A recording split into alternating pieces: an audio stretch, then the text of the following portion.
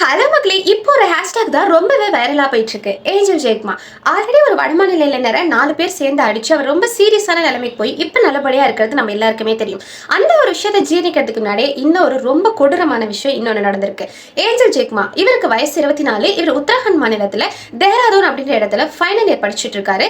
இவர் ஒரு திரிபுரா மாநிலத்தை சேர்ந்தவர். அது மட்டும் இல்லாம இவங்களோட அப்பா போலீஸ் டிபார்ட்மெண்ட்ல இருக்காங்கன்னு சொல்லப்படுது. இவரும் இவரோட தம்பியும் ஒரு நாள் ரெஸ்டாரண்ட்ல சாப்பிட போயிருக்காங்க. இந்த விஷயம் நடந்தது டிசம்பர் 9ஆம் தேதி. சாப்பிட போயிருக்கும்போது அங்க இருந்து 4-5 பேர் என்ன பண்ணிருக்காங்க, செம்ம ட்ரிங்க்ஸ்ல இருந்திருக்காங்க.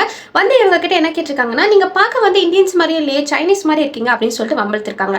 அதுக்கு அவர் என்ன சொல்லியிருக்காரு, இல்ல நாங்களும் இந்தியன்ஸ் தான், எங்க அப்பா கூட போலீஸ் டிபார்ட்மெண்ட்ல இருக்காரு அப்படின்னு சொல்லிட்டு ஏஞ்சல் ஜெயக்குமார் நிறைய எக்ஸ்பிளைன் பண்ணியிருக்காரு. பேசிட்டு இருக்கும் போது ஏஞ்சல் ஜெயக்குமாரோட தம்பி மேல அவங்க கை வச்சிருக்காங்க.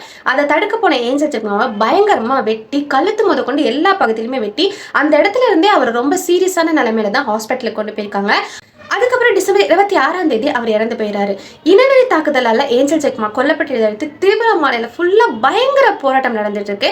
அந்த போராட்டத்துல ஃபுல்லாவே நாங்களும் இந்தியன்ஸ் தான், நாங்க சைனீஸ் கிடையாது அப்படின்னு சொல்லிட்டு அந்த வாசகத்தை எழுதி எல்லாரும் பயங்கர போராட்டம் பண்ணிட்டு இருக்காங்க. நீங்க ஒன்று கவனிச்சுன்னா தெரியும், இதை பத்தி யாருமே அவ்வளோக்கு பேசவே இல்லை, எந்த நியூஸுமே பேசவே இல்லை. இவ்வளவு பெரிய போராட்டம் நடந்துட்டு இருக்கு, ஒருத்தர் இனவெறி தாக்குதலால கொல்லப்பட்டிருக்காரு. ஆனா இதை பத்தியுமே எந்த மீடியாவும் வாய திறக்கவே இல்லை. ஏன் எல்லா நியூஸும் வாய மூடிட்டு இருக்கு? இதை பத்தி நீங்க என்ன நினைக்கிறீங்கன்னு சொல்லிட்டு மறக்காம கமெண்ட் பாக்ஸ்ல கமெண்ட் பண்ணிட்டு போங்க.